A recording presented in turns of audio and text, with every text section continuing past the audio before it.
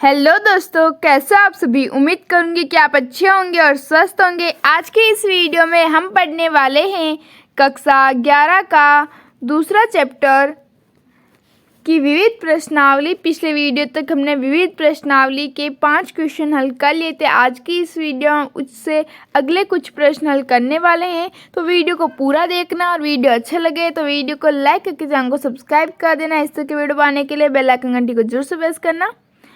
शुरू करते हैं हमारी प्रश्नावली। विविध प्रश्नावली का छठा क्वेश्चन। 5 क्वेश्चन हमने पिछली वीडियो में कर लिए थे, ठीक है। अगर आपने नहीं देखे हैं तो आप मेरे चैनल पर जाकर पिछले वीडियो देख सकते हैं। आसानी से आपको समझ में आ जाएगा कि किस तरीके से हमें प्रश्नों को हल करना है। तो हमारा प्रश्न संख्या 6 है। मान लीजिए f हमें फलन दिया हुआ है, मंजिला ब्रैकेट कोष्टक x, x स्क्वायर बटे 1 + x स्क्वायर, जहाँ x सच दैट बिलोंग करता है x r से r में एक फलन है, f का परिसर निर्धारित कीजिए। तो हमें बताया कि x के मान प्रांत कहलाते हैं और y के मान परिसर कहलाते हैं। तो यहाँ पर ये x ही है, लेकिन y जो है वो इसकी इक्वल है। अगर मैं यहाँ पर y = then x square 1 + x square लिखूँ तो इसमें कोई गलत बात नहीं है। तो अगर मैं क्या करूँ कि या तो हमें परिसर चाहिए, तो हमें यहाँ पर देखना होगा कि x के किन मानों के लिए हमें y एक अच्छी सी सही संख्या मिल रही है, जिससे कि हम आसानी से ये r बना सकते हैं। तो अगर देखा जाए तो मैं चाहे x का मान माइनस में रखूँ या प्लस में रखूँ, तो हमारे पास में आंसर हमेशा ही एक धनात्मक मान आएगा, ठीक है। अगर मैं x की जगह 0 रख दूँ तो भी हमें एक धनात्मक मान ही प्राप्त होगा। अगर आंसर मैं माइनस में लूँ तो भी इसका मान धनात्मक ही होगा। जैसे इस x का मान अगर मैं 0 लूँ तो x स्क्वायर 0 का स्क्वायर, यहाँ पर भी 0 का स्क्वायर, और तो 0/1 हो जाएगा। 0/1 0 के बराबर होता है, यानी कि आंसर आ जाएगा 0। अगर मैं यहाँ पर 1 रखूँ तो 1 का स्क्वायर 1, और यहाँ पर नीचे 1 का स्क्वायर 1, 1 और 1 यहाँ पर 2 आ जाएंगे, तो 1/2 आ जाएगा। यानी मैं चाहे इसका माइनस में रखूँ, अगर माइनस में रख के देखते हैं तो भी यहाँ पर 1 ही हो जाएगा, क्योंकि स्क्वायर है। यानी कि x के चाहे धनात्मक लो चाहे ऋणात्मक लो मान, हमें y का मान हमेशा धनात्मक मिलेगा। तो धनात्मक संख्या स्टार्ट होती है 0 से लेके अनंत तक। तो यही हमारा इस प्रश्न का आंसर होगा कि y का मान अगर मैं यहाँ पर 0 से लेके अनंत तक रखना चाहूँ तो रख सकती हूँ।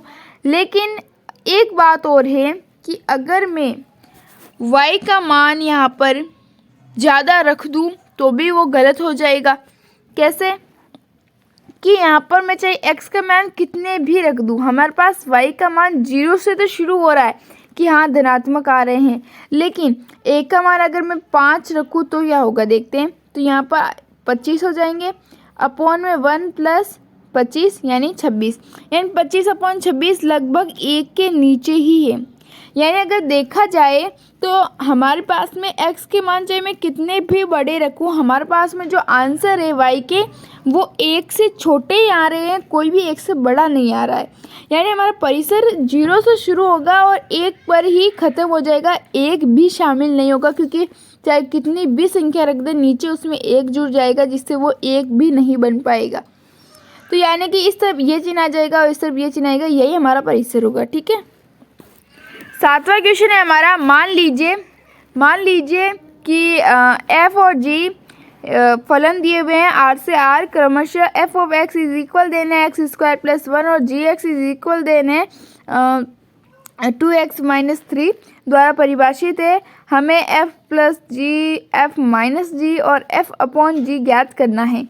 तो बहुत ही सरल है, हमारे पास में f का मान दिया हुआ है, g का मान दिया हुआ है, बस उनके मान यहाँ पर रखो और आंसर निकाल दो। जैसे कि हमें f(x) और gx के मान दिए हुए हैं, हमें प्लस निकालना है, तो इन दोनों को जोड़ना होगा तो 1x + 1 और प्लस में 2x - 3 ये जुड़ जाएंगे, इससे ये कट जाएगा तो -2 बच जाएगा, और 2x और x जुड़ जाएंगे, इसलिए 3x - 2 आंसर आ जाएगा। इसी तरीके से हमें घटाना है और इसी तरीके से हमें भाग देना है। बिल्कुल सरल है, ज़्यादा डिफ़िकल्ट नहीं है, ठीक है। 8वां क्वेश्चन हमारा, मान लीजिए कि f हमें फलन दिया हुआ है 1,1 2,3 0, -1 -1, -3 z से z में यानी पूर्णांकों से पूर्णांकों में f of x is equal देने a x प्लस b द्वारा परिभाषित एक फलन है जहाँ a b कोई पूर्णांक है। हमें a और b को निर्धारित करना है यानी a और b के मान निकालने हैं। बहुत ही सरल है। f of x is equal then होता है y के, हमें पता है, तो बस हमें इसी कंडीशन को ऐसे लिख देंगे। अब इनमें से कोई भी दो बिंदु उठा लो और उनके मान यहाँ पर रख दो x और y की जगह। तो अगर मैं x का मान 1 और y का मान 1 ले लूँ तो यहाँ पर a b is equal then हो जाएगा प्लस में 1 के इक्वल, और अगर मैं 2,3 रख दूँ तो ये 3 इज इक्वल देन हो जाएगा 2a प्लस b। इन दोनों समीकरणों को हल करने पर हमें प्राप्त होंगे, अगर हम चाहे जिससे भी प्रतिस्थापन विधि से या किसी भी विधि से अगर मैं इसके मान निकालूं तो यह घटाने पर तो हमारे पास में आंसर आ जाएगा, a का मान 2 आ जाएगा और b का मान मतलब दूसरे समीकरण में रखने पर हमारे पास में b का मान -1 आ जाएगा। तो ये हमारा हल हो जाएगा। तो अगर मैं इन मानों को अब वापस यहाँ पर रखूँ बिना x और y के मान रखे, तो a और b के मान रखने पर हमें पता चलेगा कि f of x is equal then है 2x - 1। ठीक है। अब 9वां क्वेश्चन हमारे पास में कि r इज इक्वल देन है multiply bracket a, b such that a b belongs to है n नेचुरल नंबर तथा a इज इक्वल देन है b स्क्वायर के द्वारा परिभाषित n से n में एक संबंध r है, क्या निम्नलिखित कथन सत्य है। तो पहला हमें दिया हुआ है कोष्टक a, is belong to r सभी a जो है वो नेचुरल नंबर है। तो क्या a, नेचुरल नंबर है, तो ये बात असत्य हो सकती है क्योंकि हमें बताया गया है कि एक तरह से 12th में हमारे पास में जो आएंगे फलन के प्रकार उन्हीं का ही एक प्रकार है कि क्या इसे a, के रूप में लिख सकते। अगर ये समीकरण है तो इस b को मैं a के इक्वल रख सकती हूँ क्या, लेकिन हम देख पा रहे हैं कि इसके लिए यहाँ पर a इज इक्वल देन है b स्क्वायर के। अगर मैं a, कर रही हूँ तो यहाँ पर a is equal then a square होगा और कोई खुद की संख्या के वर्ग के बराबर कभी भी नहीं हो सकता, यानी कि ये इक्वेशन बिल्कुल गलत है। ठीक है। अब a, b मतलब a, b belong to R का तात्पर्य है कि b, a, b belong to R, ये एक सम्मित प्रक्रिया है। ठीक है। ये पहला था समतुल्य, दूसरा सम्मित है, 12th क्लास में आपके आएंगे। बस उसी का ही छोटा सा प्रूफ दिया हुआ है कि ये है या नहीं। ठीक है।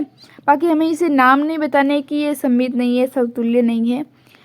तो दूसरा ये है, तो ये कथन सत्य नहीं हो सकता क्योंकि यहाँ पर हमारे पास में a, b नेचुरल नंबर के लिए इसके लिए हमारे पास में ये कंडीशन दी हुई है, तो इसके लिए ये कंडीशन ऐसे बन जाएगी b is equal then a square. लेकिन हमारे पास में तो a यहाँ पर छोटी संख्या है और यहाँ पर a बड़ी संख्या हो जाएगी, तो कोई संख्या खुद छोटी और बड़ी होने में दिक्कत हो सकती है। ठीक है। तो ये कंडीशन भी सत्य नहीं है। तीसरा क्वेश्चन है हमारे पास में a, b belong to r है, b, c belong to r है का तात्पर्य है कि a, c भी बिलोंग टू r है। ये होता है हमारे संक्रामक फलन की। ठीक है। संक्रामक संबंध। तो यहाँ पर हम देख पा रहे हैं कि इसके लिए कंडीशन लग रही है कि जो a है हमारा वो इक्वल देना है b स्क्वायर के। इस कंडीशन के लिए होगा b इज इक्वल देन होगा c स्क्वायर के। ये दोनों ही सही है क्योंकि अगर ज़रूर थोड़ी है कि भाई a जो है वो b के स्क्वायर के बराबर है तो b किस और के स्क्वायर के बराबर नहीं हो सकता है। तो यहाँ पर अगर मैं c लिखूँ तो क्या देखो दोनों समीकरणों के मिलाने पर क्या मैं a और c स्क्वायर यानी इस जो मैं तीसरा पूछा गया है, तीसरे पूछे जाने पर हमें पता चलता है कि a इज इक्वल देन है c स्क्वायर के। लेकिन हम अगर मैं पहली समीकरण को और तीसरे समीकरण को देखूं तो दोनों में बहुत डिफरेंस है। यहाँ पर जो a है वो b स्क्वायर के बराबर है और यहाँ पर a c स्क्वायर के बराबर है। दोनों समीकरणों को अगर मैं मिला दूँ या माइनस कर दूँ, प्लस कर दूँ, कुछ भी कर दूँ, तो b square is equal then हो जाएगा c स्क्वायर के। तो हम तो यहाँ पर देख रहे हैं तो कि b तो c के स्क्वायर के बराबर है अगर समीकरण 2 में देखूँ तो, यानी कि ये समीकरण तो बिल्कुल भी नहीं बैठेगी। यानी ये बात भी असत्य होगी। तो इस तरीके से बिल्कुल भी सरल नहीं होगा, ठीक है। बाकी मैंने सरल तरीके से भी लिखा हुआ है और बाकी उससे भी सरल तरीके से समझा भी दिया है, आप समझ सकते हो, ठीक है। हमारा 10वां क्वेश्चन है, मान लीजिए कि ए इज इक्वल देन है 1 2 3 4, बी है हमारे पास में 1 5 9 11 15 16, फलन हमें दिया हुआ है 1 5 2 9 3 1 4 5 2 11। निम्नलिखित कथन सत्य है। ये में पूछा गया कि क्या ये दोनों कथन सत्य है। पहला है कि फलन ए बी एक संबंध है और दूसरा है कि फलन एफ ए बी एक फलन है। तो हमें बताना है कि ये संबंध है या फलन है। तो सबसे पहले हम इसका डायग्राम देखेंगे और उस डायग्राम की मदद से हम देखेंगे कि क्या ये केवल संबंध है, क्या ये केवल फलन है या फिर दोनों ही है, ठीक है। तो नीचे डायग्राम बनाया गया है और हम साफ साफ देख सकते हैं यहाँ पर कि 1 का तो 5 से बन रहा है और 4 का भी 5 से बन रहा है। तो अगर यहाँ इस तरफ वाले अवयव किसी भी दो अवयवों का अगर एक ही प्रतिबिंब बने तो वो फलन होगा, उसमें कोई बात नहीं। लेकिन अगर इसके किसी अवयव का 2 प्रतिबिंब बन रहे हैं तो वो फलन नहीं होगा। इसलिए यहाँ पर हमें 2 प्रतिबिंब बन रहे हैं तो ये फलन नहीं है, ठीक है। यहाँ पर जो ये वाला है, यहाँ पर ये जो बात लिखी गई है यहाँ पर थोड़ा करेक्शन कर लेना, ये यहाँ पर है फलन नहीं है, ठीक है, फलन नहीं है। तो इस तरीके से हम कह सकते हैं कि यहाँ पर जो ये पहली बात तो सत्य आ रही है कि ये एक संबंध तो है लेकिन फलन नहीं है। तो बाकी के क्वेश्चन हम अगले वीडियो में करेंगे। उम्मीद करूँगी कि आपको आज के ये जो क्वेश्चन है वो आसानी से समझ में आ गए होंगे। पिछले वीडियो तक हमने 5 क्वेश्चन कर लिए थे, आज के इस वीडियो हमने अगले वाले और 5 क्वेश्चन करके 10 क्वेश्चन कर लिए हैं।